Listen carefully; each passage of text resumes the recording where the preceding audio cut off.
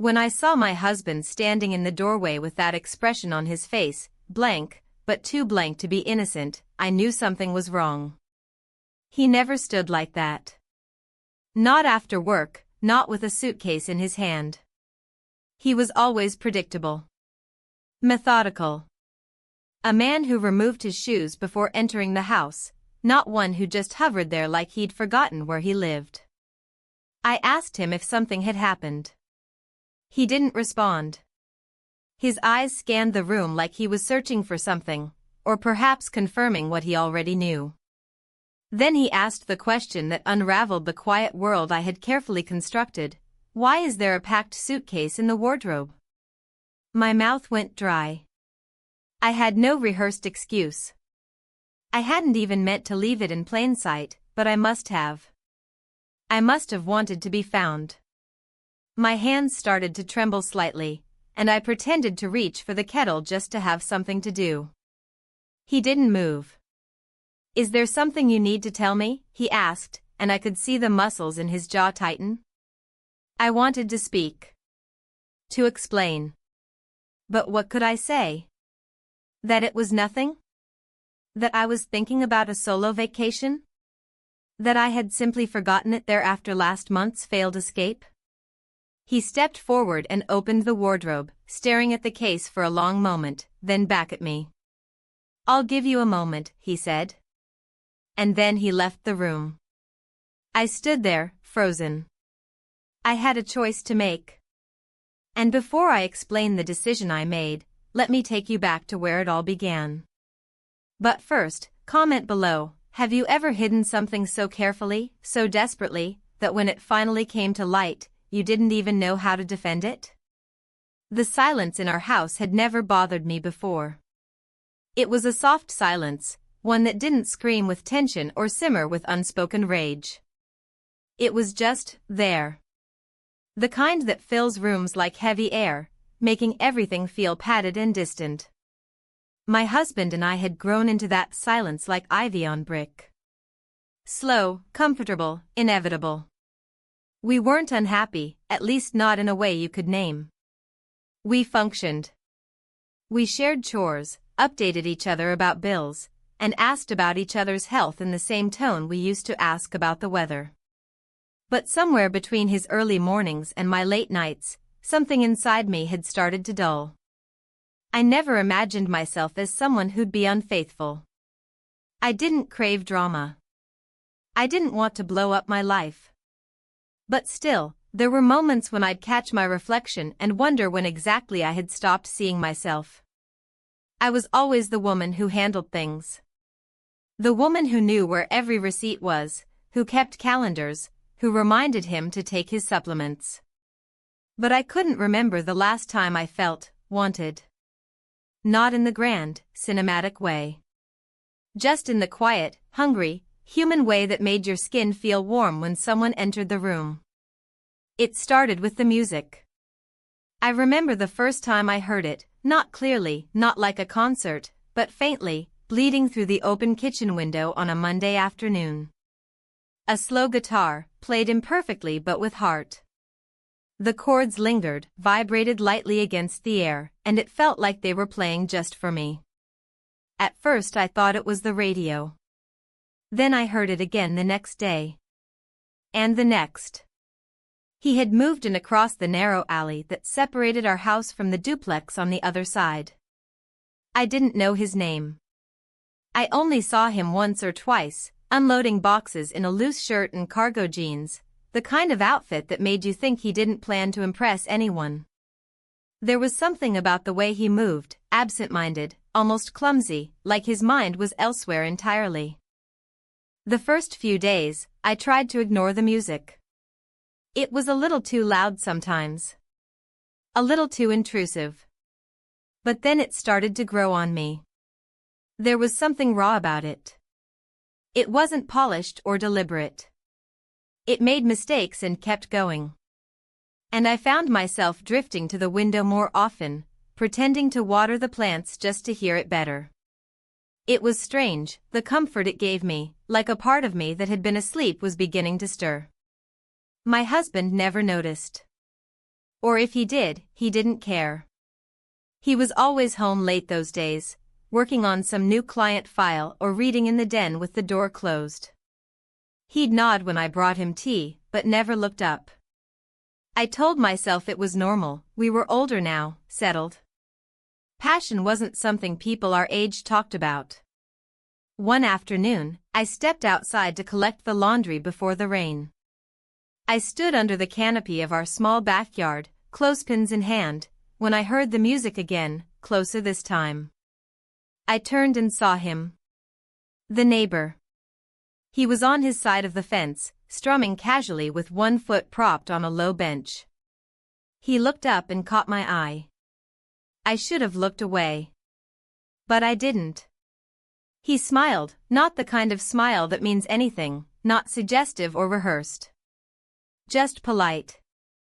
I nodded back, clutching a towel to my chest like a shield. He didn't speak. He just played. And somehow, that was worse. Because it wasn't flirtation. It wasn't seduction. It was something else. Something quieter, more dangerous. That night I couldn't sleep. My husband was snoring softly beside me, the rhythm of his breath familiar and oddly impersonal. I stared at the ceiling and thought about chords I couldn't name, notes that still rang in my ears like echoes from another life. And for the first time in years, I asked myself what I wanted. Not in the theoretical sense, not the tidy lists of peace or stability. But truly, what I wanted. And the answer came to me so quietly I almost missed it. I wanted to be seen. The next morning, I found myself reaching for a different dress, one I hadn't worn in years. It wasn't flashy or inappropriate, but it fit a little closer to the body. I caught my reflection and paused. The woman in the mirror didn't look younger. But she looked awake. I walked past the window and paused, listening. No music today. Just the sound of sparrows and distant construction. I felt disappointed, irrationally so. Then I reminded myself I was being ridiculous. This wasn't anything. It wasn't even a friendship. Just a melody drifting through a fence. And yet, as I folded the last of the towels, I looked out again and saw him.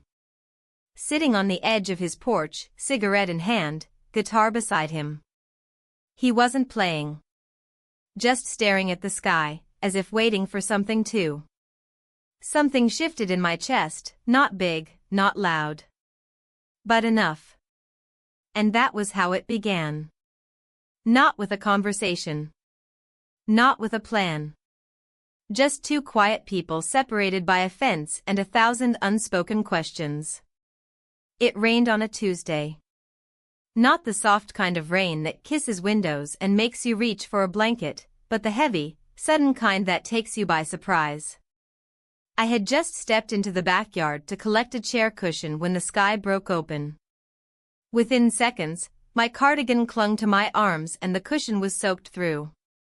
I was halfway to the back door when I saw him again. He was standing under the wooden awning that jutted out from his back wall, a half-covered space cluttered with a few garden tools, a stool, and a guitar case. He wasn't rushing. He wasn't even moving. Just standing there, watching the rain, his hands tucked into his pockets as if he had all the time in the world. I hesitated. I could have gone back inside. Should have, maybe. But I didn't.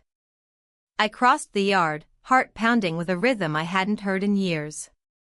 I didn't even know what I was doing until I was standing on my side of the fence, looking at him across a row of wet ivy and leaning wood. He tilted his head. "You okay?" he asked, his voice casual, but I could hear the curiosity behind it. "Just caught in it," I replied, trying to push a strand of wet hair from my cheek. My hands were shaking, but it wasn't from the cold. He stepped back and gestured under the awning. "You want to wait it out here?" I looked at the back door of my house. The lights were off. I had at least 15 minutes before my husband would be home. Maybe more. I stepped over the low section of the fence. The ivy scratched my leg through the fabric of my skirt, but I barely felt it. The smell of rain on warm pavement filled my lungs as I joined him under the shelter. He handed me a towel, worn, clean, and surprisingly soft. I didn't ask why he had it ready. I wrapped it around my shoulders and nodded my thanks, our eyes meeting for the briefest second too long. That second held more than most of my recent conversations. "Sorry about the mess," he said, motioning to the cluttered space. I was tuning the guitar when the rain started. I smiled faintly, clutching the towel tighter. "You play every day." "Not well." "Still," I said, "it carries. It fills the air." His expression shifted. Not quite a smile, but something softer. A line of silence stretched between us, just long enough to make me hyper-aware of everything: the dampness on my collarbone, the subtle scent of tobacco on his jacket, the faint hum of the rain behind us. "Do you ever play for someone?" I asked without knowing where the question came from. "No," he said simply. "I just play." He reached for the guitar, not to show off, not to perform. He simply strummed once, a low, resonant chord that made the air buzz gently. It wasn't a song. It was a note. One note. And then he looked at me. We kissed. It happened without permission or plan. It didn't rush. It just happened. And then it was over. A second. Maybe two. But long enough for everything to shift. I stepped back first. Not out of regret, but out of fear, fear of what I was feeling, fear of what I wasn't supposed to feel. His eyes searched mine, but he didn't speak. And I didn't ask him to. I just pulled the towel tighter, nodded once, and stepped back over the fence. The rain was still falling. My shoes were soaked. My legs trembled as I climbed the back steps, and my hands fumbled with the key even though the door wasn't locked. I went straight to the bathroom, not to look at myself, but to be somewhere enclosed. Somewhere that wasn't filled with the echo of a kiss. Later that evening, my husband came home and asked what we had for dinner. I said I hadn't decided yet. He suggested takeout. I agreed. We sat in silence on the couch, scrolling on our phones, waiting for the doorbell to ring. I looked at him, really looked, and tried to see if something had changed in me. If he noticed it. If I was glowing or guilty or anything at all. But he didn't look up. He never looked up. In bed that night, I lay on my side, eyes wide open. My body still remembered the electricity of that moment, the heat of his breath against mine. But more than that, it remembered the feeling of being chosen. Not out of duty. Not because it was expected. But because, in that fleeting, dangerous moment, I was wanted. I wasn't proud. I wasn't ashamed either. I was confused. I was trembling. I was alive. For the first time in years, the silence of my marriage felt suffocating. Not peaceful. Not familiar. Just empty. And I had filled it, not with words or explanations, but with music, with a look, with a kiss. I didn't know what I would do next. I didn't know if I would see him again. But I knew one thing with painful clarity. That kiss had woken something I could no longer ignore. The next morning started like any other. The house was quiet, the sky still dripping with the last of the night's rain. I stood by the kitchen window with a cup of tea cooling in my hand, staring at the ivy along the fence. Nothing had changed. The backyard looked the same. The clouds moved lazily. The air smelled of wet soil and cut grass. And yet, something inside me was different, barely perceptible, but impossible to deny. I had kissed another man. And not just any man, a stranger, practically. A neighbor I barely knew, whose voice I'd only heard in half sentences, whose name I didn't even know. But whose music had seeped through my walls, under my skin, into places I thought were long sealed. I tried to carry on as if nothing had happened. I made the bed, straightened the cushions on the sofa, checked the mailbox even though I knew it was too early. My husband was already gone for the day. He had kissed me on the forehead that morning, a routine gesture, barely touching skin. I hadn't flinched, but I had felt the contrast. That kiss, light and mechanical, sat beside yesterday's like an old photograph next to a live moment. Around midday, I heard the sound of a door opening across the alley. Instinctively, I glanced through the slats of the blinds. He was there, guitar slung across his back, heading toward his car. He didn't look toward my house. He didn't linger. He just walked, as if yesterday hadn't happened at all. And that, somehow, stung more than anything. I turned away from the window and told myself it was better this way. Cleaner. Less complicated. A mistake made and already folded into the fabric of silence. But life, I've come to learn, rarely listens to reason. Later that day, I stepped out to water the plants. I hadn't planned to, but my hands needed something to do. The hydrangeas were wilting, the soil dry in places despite the rain. As I reached for the hose, I noticed something resting on the bench beside the ivy wall, an old vinyl record. No note. No envelope. Just the record in its original sleeve, the corners worn and soft with age. I recognized the cover instantly. It was an album I hadn't heard in decades, something I used to play in my 20s, when the world felt wide and full of movement. The edges of the memory came back like a breath, my first apartment, dancing barefoot in a too-small kitchen, wine-stained laughter with a girl I'd long since lost touch with. That music had been the backdrop to a version of me I no longer saw in the mirror. I picked up the record with both hands, almost reverently. There was no question where it came from. He had left it there. Without words. Without expectations. Just a gesture.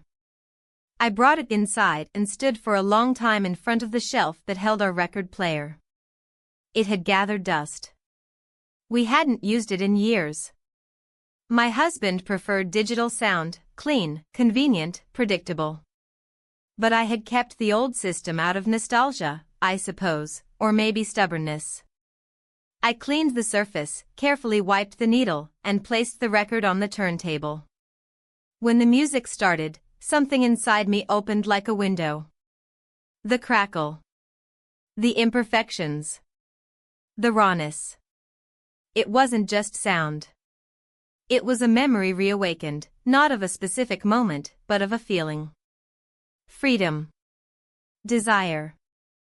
A sense of self that had nothing to do with being someone's wife. I let the song play through, then sat down at the kitchen table with a pen and notebook. I hadn't journaled in years, but suddenly I needed to write. Not about the kiss. Not yet. But about everything else, about how the days blurred together, about how I felt like I was aging in silence, about the way I sometimes paused in doorways, forgetting what I had entered the room to do. The pages filled faster than I expected. My handwriting was rushed, uneven, but honest. Later that evening, my husband came home. He noticed the music right away. "You fixed the record player?" he asked, setting his briefcase down.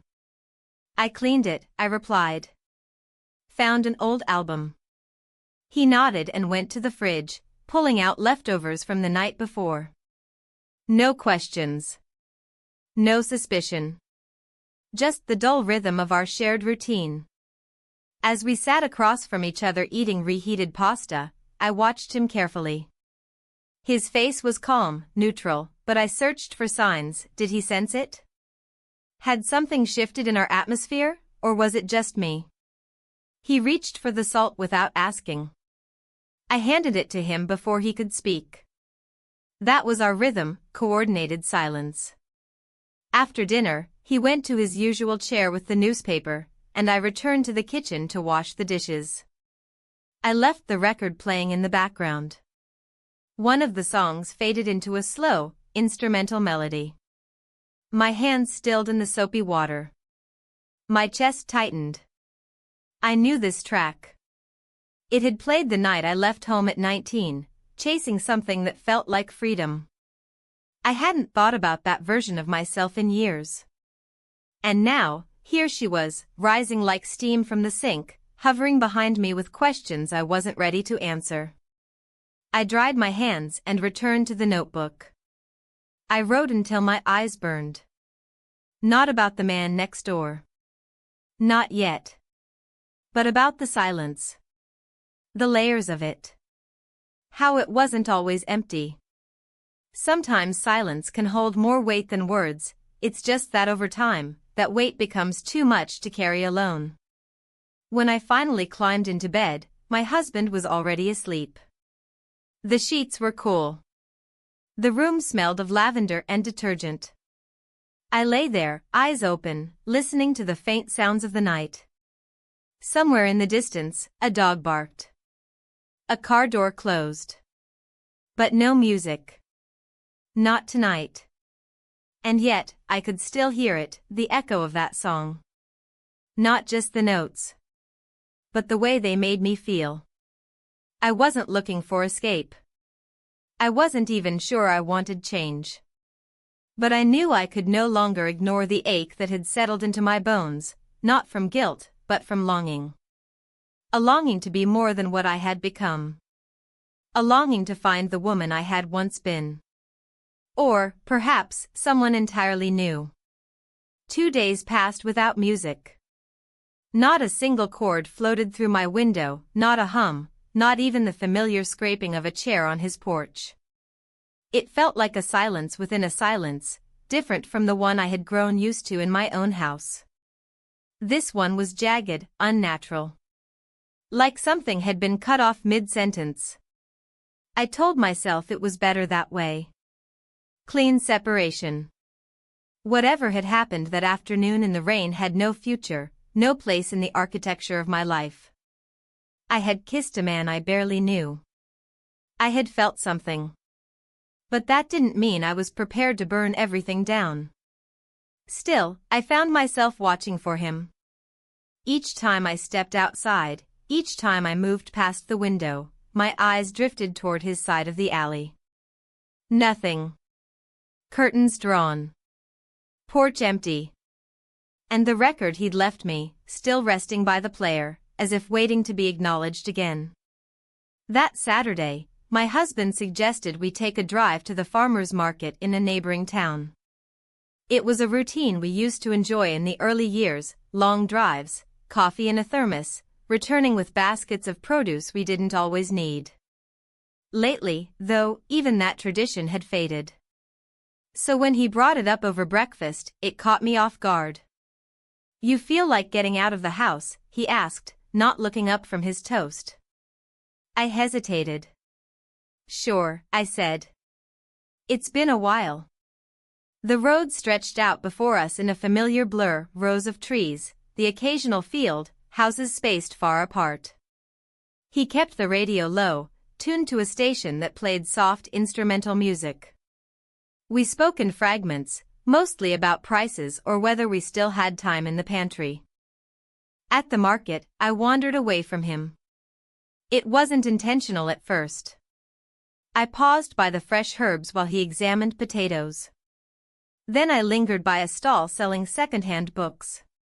When I looked up, he was gone, somewhere deeper in the maze of vendors and crowds. I exhaled. Not with relief exactly, but with space.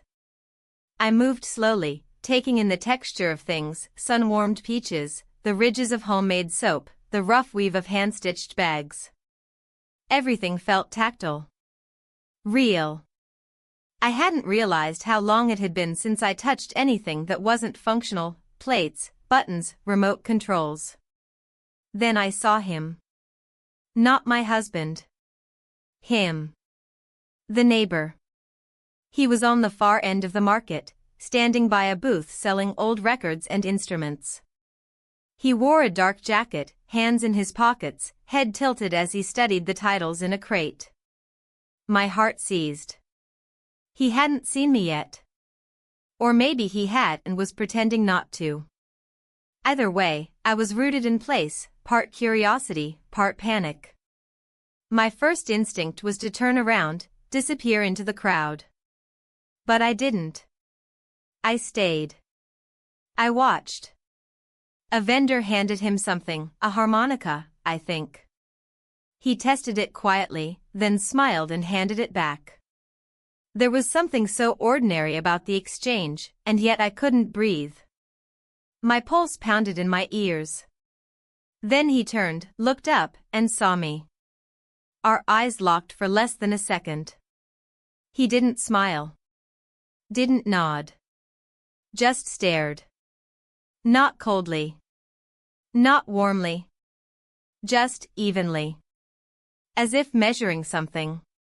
I felt like a page being read. I broke the gaze first. Turned sharply and ducked between two stalls. My hands shook as I reached for my phone, pretending to check the time. When I finally looked up, he was gone. We drove home in silence. My husband noticed nothing, or if he did, he said nothing. I stared out the window, tracing shapes in the condensation from my breath. That evening, I stood in front of the record player again. The house was quiet. My husband had gone upstairs to take a call. I placed the record on the turntable and let the first notes fill the room. But it wasn't enough. I walked outside. The air was cool, the sky darkening. I crossed the backyard without thinking, feet moving faster than my thoughts. I reached the fence, hesitated, then circled to the alley. I stood by his door, heart hammering, unsure why I was there or what I expected. But I didn't knock. Instead, I turned and walked back, each step heavier than the last. When I re-entered the house, my husband was sitting on the couch, scrolling through his phone. He looked up. "You okay?" "Just needed air," I said. He nodded and went back to scrolling. That night, I couldn't sleep. Not because of guilt. Not because of longing. But because of the realization that I had stepped outside of my life, and now I didn't know how to step back in. I lay awake for hours, watching shadows shift across the ceiling. The music still played in my head, not the song itself, but the feeling it carried. A sense of movement. Of choice. Of becoming someone again, not just being someone's. And I knew, the silence I had returned to wasn't peace. It was absence. And I was no longer sure I could live inside it. The days that followed moved in slow, deliberate rhythm, not unlike the soft ticking of our kitchen clock, audible in the quiet moments when no one was speaking or moving. Everything inside the house looked the same. The routines remained intact. The dishwasher hummed at its usual hour, the mail arrived promptly at 11, and my husband continued to sip his evening tea while scrolling through his tablet. But I was no longer moving with the rhythm. I was watching it. Measuring its predictability. Not judging it, not despising it, just recognizing it for what it had become. A system. A life of structure and function. What once brought comfort now only emphasized absence. I started walking more. Not for exercise, though that was the pretense. I told my husband I wanted to be more active, that I needed fresh air, that the doctor had recommended more movement. He nodded, vaguely supportive, and went back to his screen. I never walked far, just enough to feel the breeze against my skin and let my thoughts drift without expectation. One afternoon, during one of these walks, I saw him again. He was sitting alone at a sidewalk cafe, a black notebook open in front of him and a pen resting between his fingers. He looked up from time to time, watching people pass, then returned to his page. I slowed down, pretending to check a shop window, pretending not to see him. But he noticed me. Our eyes met across the street. There was no shock, no awkwardness, only a quiet recognition. He didn't wave. I didn't smile. But something passed between us nonetheless, an unspoken awareness that we existed in parallel, just far enough not to collide. That evening, as I made dinner, I put on the record again. The music filled the kitchen, weaving through the scent of garlic and rosemary.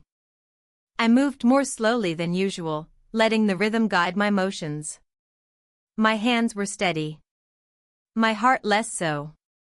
After dinner, I told my husband I needed to drop off a book at the library. He looked up, mildly surprised. I hadn't mentioned the library in weeks, but said nothing. I left the house with the book under my arm, though I had no intention of going to the library. I walked past the community garden, past the post office, until I found myself near the edge of our neighborhood. I didn't know where I was going until I saw his house ahead. I hesitated on the sidewalk, my feet betraying the indecision in my chest. Then I crossed. He opened the door before I could knock. He must have seen me from the window. He stepped aside, wordlessly, and I entered. The living room was dim, warm, the scent of wood and something faintly citrus lingering in the air. A guitar leaned against the couch. Books were stacked haphazardly on a side table. It felt lived in, not curated, not decorative. Just real. I stood there for a moment, unsure what to say. He didn't rush to fill the silence. Instead, he moved to the record player in the corner and put on a vinyl. It wasn't the same album he'd given me, but it had the same texture, soft, imperfect, human. We didn't talk about the kiss. We didn't talk about anything of consequence. Just little things, the weather, music, how the town had changed in the last decade. I don't remember most of what was said, only that it didn't feel like small talk. It felt like breathing. Then we kissed. We kissed. It was quieter than the first. Slower. Not rushed by rain or adrenaline, but filled with weight, the kind of kiss that doesn't ask for anything but gives everything in return. Afterward, we didn't speak. I stepped back, heart racing, and reached for my coat. He didn't stop me. He just walked me to the door and watched me leave. There was no promise. No regret. Just the silent understanding that something irreversible had happened. When I returned home, the house was still. My husband was upstairs, the glow of the television flickering beneath the door. I stood in the hallway for a long moment, letting the cool air settle around me. My coat was damp at the collar from where his hands had rested. I went to the kitchen, poured a glass of water, and stared at my reflection in the window. My face looked the same. My eyes, maybe not. That night, lying beside my husband, I felt the weight of everything I hadn't said pressing against my chest. The betrayal wasn't in the kiss alone. It was in all the moments I had pulled away without speaking. In every silence I had allowed to widen between us without explanation. I turned my back to him and stared into the dark, the taste of guilt and wonder mingling on my tongue. The next morning, he made coffee and read the news aloud, commenting on the usual stories. I nodded where appropriate, answered when needed. My mind was elsewhere, not with the neighbor, but with myself. With the person I was becoming. The woman who had allowed something to awaken after years of being numb. Later that day, I opened the suitcase. It had been sitting in the back of the wardrobe for months, half filled from a time when I'd thought about visiting my sister but never gone. I sat on the edge of the bed and unzipped it slowly. The sound was jarring in the quiet room. Inside were folded clothes, a pair of sandals, a book I never finished.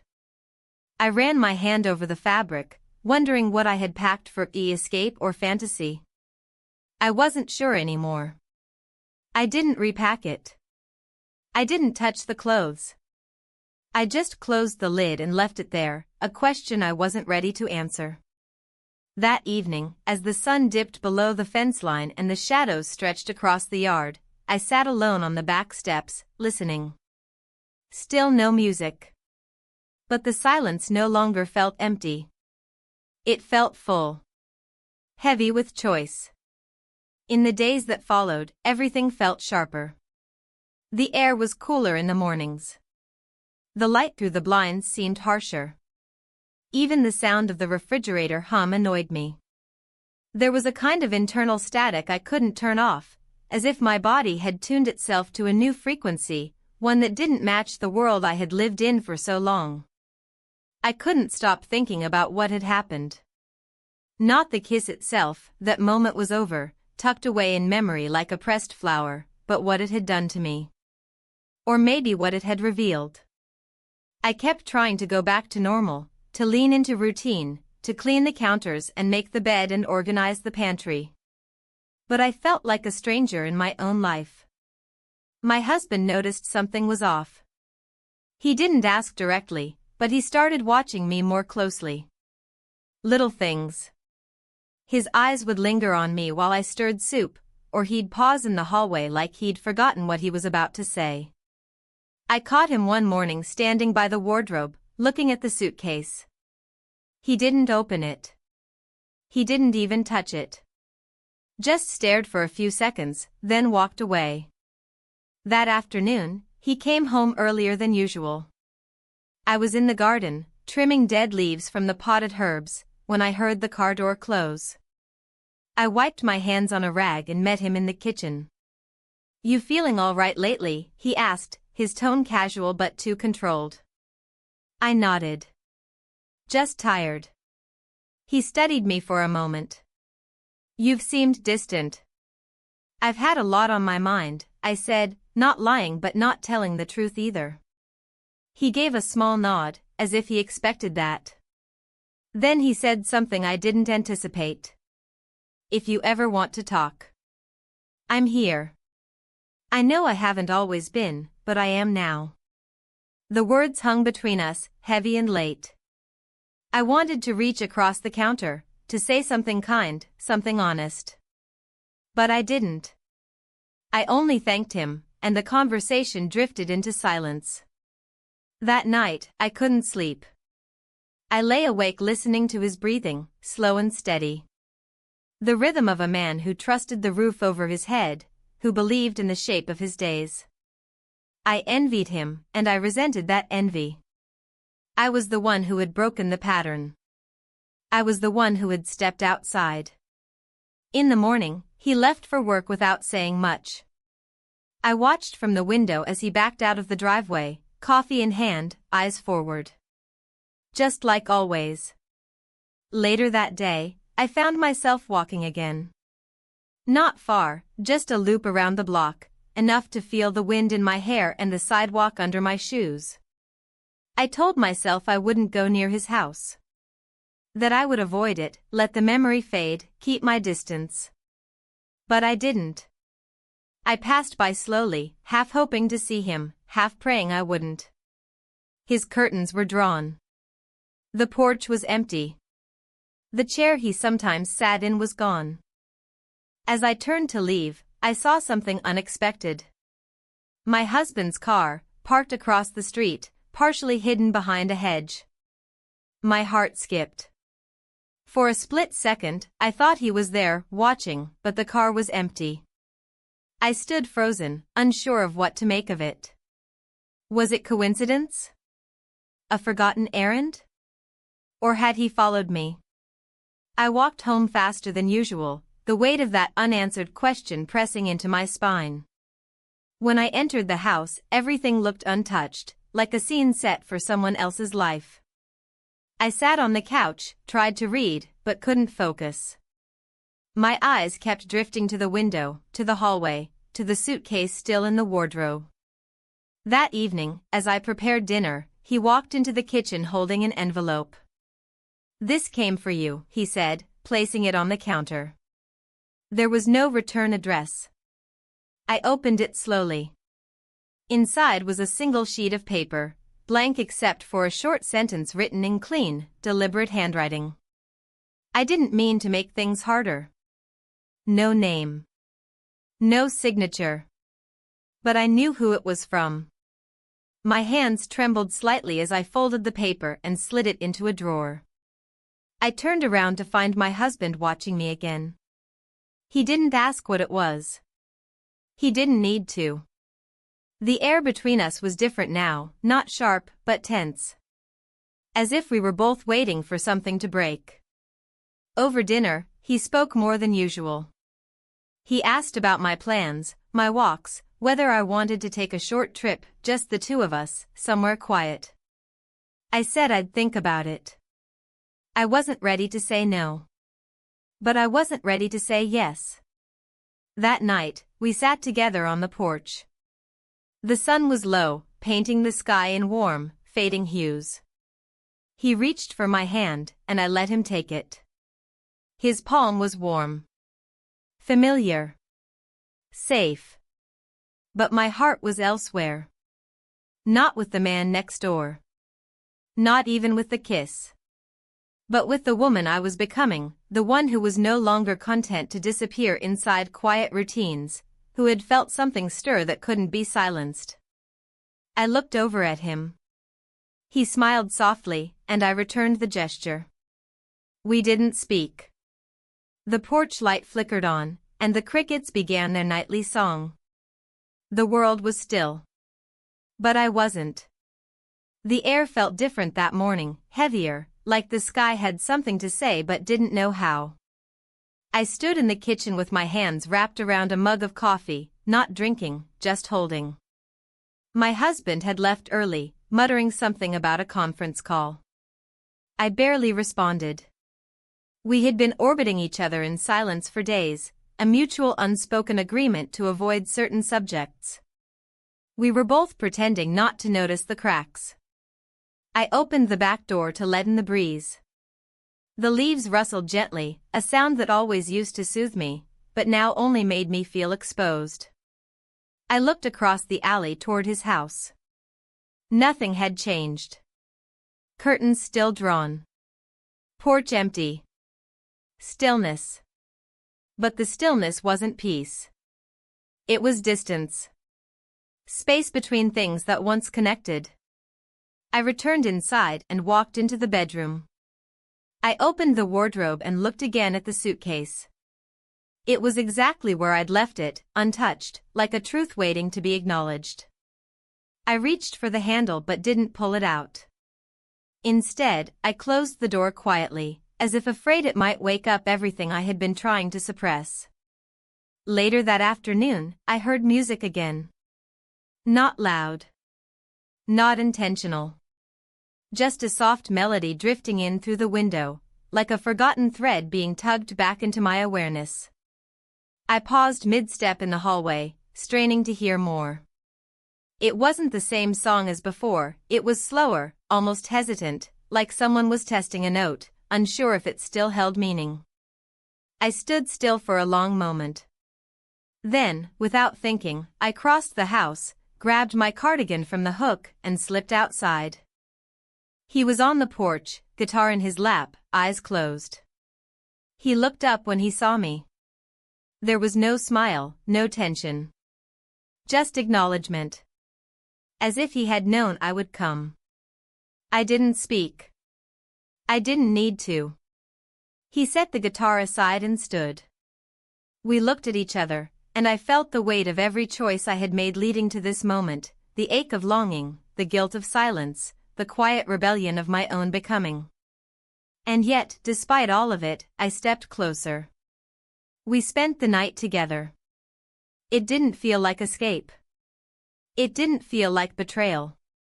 It felt like surrender, not to him, not to passion, but to something deeper. To myself. To the part of me that had been asleep for too long. It was not loud. It was not wild. It was calm. Present. Honest. We didn't speak much. A few words here and there. Mostly we existed in the quiet. The kind of silence that didn't feel empty, but full of understanding. He didn't ask me to explain myself. He didn't make promises. And I didn't offer any. When the morning light crept through the curtains, I sat at the edge of his bed and watched it stretch across the floor. My clothes were folded neatly on the chair. My shoes aligned. Everything felt surreal, and yet more real than anything had in years. I dressed slowly, deliberately, like I was preparing to re-enter a world I no longer quite belonged to. He walked me to the door, his hand resting lightly against my back. No kiss goodbye. No desperate grasp. Just a quiet presence that said more than words ever could. The walk home was short, but every step felt like a reckoning. When I stepped inside, the house was still. The clock ticked. The refrigerator hummed. And then I saw it. A note on the kitchen table. My name in his handwriting. I picked it up with trembling fingers and unfolded it. I knew long before you said nothing. I don't need you to explain. Just be honest with yourself. That's all I ever wanted. There were no accusations. No anger. Just clarity. My knees buckled slightly, and I sat down at the table. The words sank into me like stones. Not because they hurt, but because they were so painfully kind. I hadn't expected kindness. I hadn't earned it. The house around me felt different now. Not empty. Not yet. But paused. As if waiting to see what I would do next. I placed the note beside the vase of withering flowers, then stood and walked to the bedroom. I opened the wardrobe, pulled out the suitcase, and placed it gently on the bed. But I didn't pack. I sat beside it and closed my eyes, the note still echoing in my chest. My whole life had been built on the foundation of being needed, as a wife, a homemaker, a reliable constant. But now, for the first time, I was being asked to be something else, honest. And I didn't yet know what that would look like. But I knew it began here. With the quiet after a storm. With the sun rising on a life forever altered. And with a woman finally listening to her own voice. The house was quiet after he left. My husband, I mean. I hadn't heard the front door open. I hadn't heard the car pull out of the driveway. But when I walked through the hallway and saw the hook where he usually hung his coat empty, I knew. I found the suitcase in the foyer. The same one he had taken on dozens of business trips over the years. It stood upright, zipped and clean, with the handle extended and his favorite umbrella tucked into the side pocket. Beside it, resting on the small console table, was a set of keys. House, car, mailbox. There was no note. No confrontation. Just absence. I stood there for a long time, unable to move. The hallway felt longer than usual, the ceilings higher, the floor colder beneath my bare feet. I glanced toward the kitchen, half expecting to see him pouring coffee, flipping through the news. But there was only silence. And space. Eventually, I walked into the living room and sat down on the edge of the couch. I stared at the place where the television remote usually sat, untouched since last night. Something about its presence, so ordinary, so unchanged, made my chest tighten. This wasn't rage. It wasn't punishment. It was resignation. A quiet removal. And somehow, that hurt more than if he had shouted or demanded answers. He hadn't even asked for an explanation. He had simply accepted what had happened. And chosen to go. The stillness wrapped itself around me. I didn't cry. I didn't move. I just sat there and listened, to the wind against the windows, the distant rustle of a car passing by, the faint hum of the refrigerator. Everyday sounds. Indifferent sounds. My phone buzzed on the side table. I didn't need to check to know it wasn't him. He wouldn't reach out. Not yet, maybe not ever. But I looked anyway. A message from a friend. Something simple. A meme. Irrelevant. I turned the screen face down and stood. The rest of the day passed in pieces. I moved through the house like I didn't belong in it, like I was house-sitting for someone I didn't know. I opened cabinets and closed them without taking anything out. I folded a blanket that wasn't messy. I rearranged a few books on the shelf, then put them back where they were. Every movement felt hollow, like mimicking a life that no longer fit. Eventually, I returned to the bedroom and lay on the bed. I stared at the ceiling for what must have been an hour. I didn't fall asleep. My thoughts ran in loops, not about the man next door, not about the night we spent together, but about my husband's quiet exit. The absence of questions. The lack of drama. And the suitcase. That damn suitcase. He had found it weeks ago. I was sure of it now. Maybe he had seen it then and said nothing. Maybe he had waited for me to say something first. Maybe the note he left after that night was already a decision, just not one he had acted on until now. I got up slowly and walked to the wardrobe. I opened the door and stared at the space where my own suitcase had been.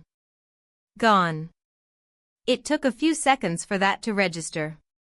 I scanned the closet again, pulled the hanging clothes aside, checked the floor. It wasn't there. I walked back to the front hall, checked the other closet, the laundry room. Nothing. And that's when I understood. He hadn't just left. He had taken my suitcase. There was no malice in the act. No message beyond the obvious. He knew I was considering leaving. Maybe he thought if he took the suitcase, he'd give me time. Or maybe he wanted to spare me the burden of packing. Or maybe, and this thought lodged itself like a splinter, he thought I had already made my choice, and he was stepping aside. I sat back down, this time on the edge of the stairs. I rested my elbows on my knees and stared at my hands. They looked older lately. More lined. Not just from age, but from the weight of everything I hadn't said. The music didn't play that night. His window was dark. I didn't go over. I didn't even look too long in that direction. Instead, I poured myself a glass of water, sat at the kitchen table, and opened a blank notebook. The one I had started days earlier with half-thoughts and unfinished sentences. This time, I wrote without stopping. I wrote about the silence in my marriage. The kind that creeps in slowly and builds its own furniture. I wrote about the man with the guitar, not as a fantasy, not as a hero, but as a reminder that I could still feel. I wrote about the moments, small and fleeting, that had cracked the surface of my carefully kept life. I wrote until my hand cramped. Then I closed the notebook, placed it in the drawer, and turned off the kitchen light. I didn't sleep well that night. My dreams were fractured, full of doorways and staircases that led nowhere. I woke before dawn, the sky still a soft charcoal, and lay there listening to the world wake up without me. Eventually, I rose and opened the curtains. The garden looked different in the early light. Sharper. Less forgiving. I stepped outside barefoot, the grass cold and damp against my feet. I stood in the middle of the yard and looked at both houses, mine, his, and felt caught between them like a comma in the wrong sentence. The decision I had been avoiding was no longer waiting for me. It had already arrived. And now, all that remained was to choose what to do with it. The days that followed blurred together in a strange kind of quiet. Not numb, exactly, I was still feeling things, but muted. As if my emotions had been filtered through cotton. The house remained still, the rhythm of daily life slowed into something almost contemplative. I cooked smaller meals. I cleaned surfaces that didn't need cleaning. I went for longer walks, not because I was restless, but because it was the only thing that made time feel real.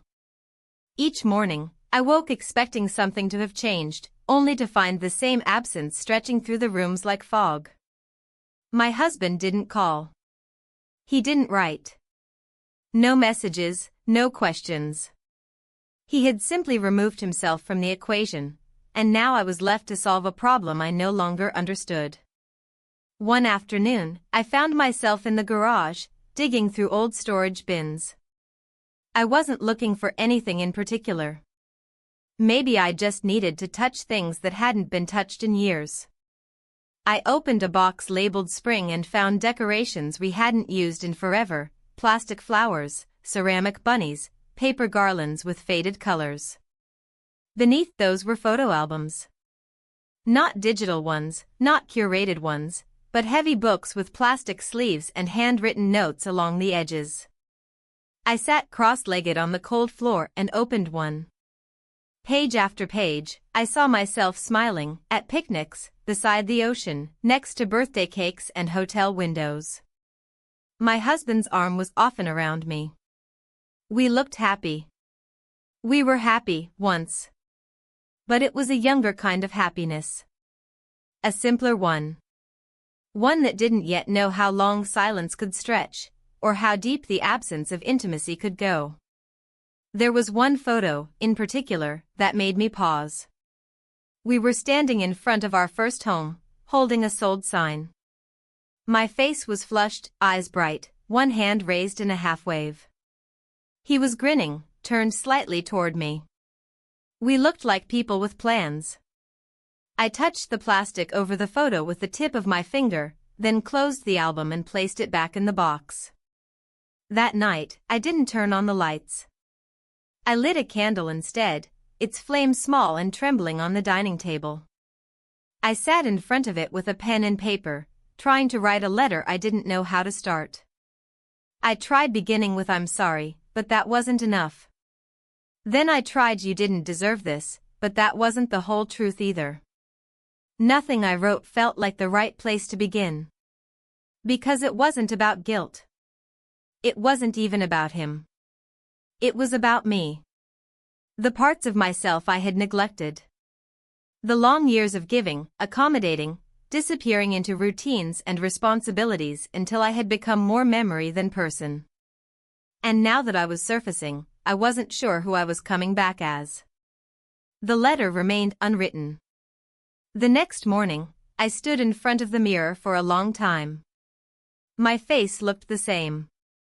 But my expression didn't. There was a kind of stillness there, not peace, not sadness, but a readiness. A waiting. I brushed my hair, applied light makeup for the first time in weeks, and chose clothes carefully. Not for anyone else. Not for him. But for myself. As a statement. As a step. I left the house without looking back and walked toward his. The air was cool, sharp in a way that cleared the mind. I moved slowly, unsure what I was going to say, or whether I'd say anything at all. Maybe I just needed to see him. To see if he looked different, too. His door was slightly ajar when I reached it. That stopped me. I stepped forward and knocked once, gently. He appeared a moment later, eyes tired but kind. He didn't look surprised to see me. He just stepped aside, wordlessly inviting me in. The room was the same, warm, cluttered, familiar in its imperfection. A mug on the table. A pair of reading glasses resting on an open book. A guitar case leaned against the wall, unopened. I stood in the center of the room, uncertain. "I'm not here to ask for anything," I said, quietly. I just needed to be somewhere that didn't feel like standing still. He nodded. Not out of obligation, but understanding. We sat on opposite ends of the couch. The distance between us felt deliberate, respectful. There were no questions. No expectations. Just a shared space, a kind of companionship that didn't require validation. After a while, I stood to leave. He didn't stop me. But as I reached the door, he said softly, "I hope you find what you're looking for." I turned, unsure how to respond. Then simply said, "Me too." Back at home, I didn't collapse. I didn't fall into reflection. I started cleaning. Not because I needed distraction, but because I needed to reclaim the space. I opened windows. I washed linens. I moved furniture slightly, enough to feel a difference. I found his letter again, the one he left after he walked out. I read it once more, slower this time. It still carried the same weight. Not blame. Not anger. Just acceptance. I placed it back in the drawer and, for the first time, didn't feel the sharp edge of it. That night, I played music. Not his. Mine. Old records I hadn't listened to in decades. Songs that reminded me of a version of myself that had existed long before marriage, before routine, before all of this. I danced. Not wildly. Just swaying, barefoot in the living room, candlelight flickering in the corners. And in that moment, I realized I wasn't waiting anymore. I wasn't paused. I was beginning. The last day of October arrived with a pale sky and the scent of dried leaves. I stood at the back window, watching the wind scatter golden curls across the garden. The trees, once full and loud with green, now stood half-dressed, quietly surrendering to change. The air was cool but gentle. Everything felt slower, as if the world itself were taking a breath. Inside the house, I moved quietly. Not out of sadness, but from a kind of awareness. My steps felt intentional. I made the bed. I opened the curtains. I lit a candle in the kitchen, just because I liked the scent. For once, I wasn't doing any of it for anyone else. A week had passed since my husband left. No calls. No messages. But I no longer waited for them. The ache that once sat at the base of my throat had softened into something else, not peace, not yet, but space. I had space to think. To feel. To decide. I spent part of the morning sorting through drawers I hadn't opened in years. I found receipts from long-forgotten trips, hotel key cards, handwritten grocery lists in my husband's sharp, slanted script. Some things I threw away without looking twice. Others I held in my hands longer than necessary. I found a photograph, tucked behind a set of old manuals. It was us, taken by a stranger during our trip to Prague. We stood on a bridge, arms around each other, eyes squinting against the sun. I remembered the moment. We had laughed because he couldn't figure out how to ask the passerby for a photo in Czech. We ended up miming the request. It had worked. I didn't cry. I placed the photo back where I found it and closed the drawer. In the afternoon, I baked a small apple tart. I didn't need dessert, and I wasn't expecting anyone. But the motion, the peeling, slicing, folding, gave my hands something to do. The scent of cinnamon filled the house. I hummed a song I hadn't heard in years and surprised myself by remembering the words. As it cooled on the windowsill, I sat at the kitchen table with a journal. I'd been writing in it daily, though not always with clarity. Some pages held nothing but lists, books I wanted to reread, plants I wanted to grow next spring, places I might visit. Others held half-finished thoughts, questions without answers. But today I wrote clearly. I wrote about freedom. About how it doesn't always come with joy. Sometimes it arrives with quiet grief, with the understanding that certain comforts must be let go in order to truly breathe again. I wrote about love. Not the kind I saw in films, but the one that lived in daily gestures, remembering how someone took their coffee, folding their shirt just the way they liked it, leaving the last slice of bread untouched. I wrote about guilt, not the kind that screams, but the whispering kind that lingers. And how I was learning to live with it without letting it define me. And then I stopped. I put the pen down and stared at the empty space at the end of the page. I didn't feel empty. I felt unfinished. Later, just before sunset, I stepped outside. The backyard was quiet, the garden in that strange transitional phase, not dead, but no longer blooming. I clipped a few herbs that had managed to hold on and carried them back into the kitchen. I tied them together with twine and hung them upside down from a hook by the window. As I turned around, something caught my eye. A small object sitting in the mailbox by the gate. I hadn't heard the post come. I walked over and opened it. Inside was a key. No note, no envelope, just a single, familiar house key on a plain metal ring. My fingers closed around it slowly. I knew exactly what it was. It was his. I stood there for a long moment, the key resting in my palm like a question. Had he returned it? Left it for me? Was it an invitation, or a goodbye? I didn't know. And strangely, I didn't rush to interpret it. I brought it inside and placed it gently on the counter. I stared at it while I cleaned up the kitchen, while I put away the tart, while I folded the dish towel. I stared at it like it might speak. But it didn't. That night, I sat in the living room with a record playing. One of mine, not his, not ours, just something I had chosen. The melody was soft, melancholy, but not sad. The kind of song you can live inside without needing it to resolve. As I listened, I opened my notebook again and wrote one last line on the final page.